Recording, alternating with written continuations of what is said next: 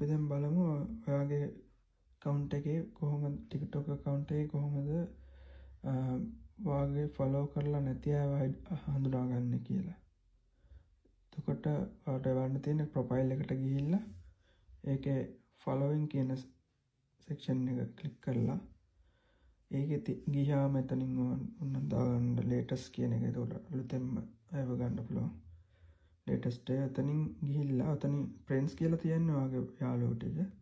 එතන තව පෙන්නනවා මේ ගියාදි මෙතන following කියලා තියෙනවා. මෙහෙම ඒ කියන්නේ ඔයා follow කරලා නැති. ඔයා follow එක දීලා තියෙනවා. උනාට ඔයාට එයා follow එක දීලා නැහැ. එතකොට එහෙම අයව අපි සාමාන්‍යයෙන් තියාගන්න එක හොඳ නැහැ. යනවාට පාඩුවේ මේ 10 හදාගන්න මේ එනවනම්. එතකොට ඔයා කරන්නේ එහෙම unfollow කරන්න මෙහෙම follow එක දීලා නැති අය. ඒ වගේ මෙහෙම following කියලා තියෙන අයව unfollow කරලා දැම්මනම් හරි එහෙම.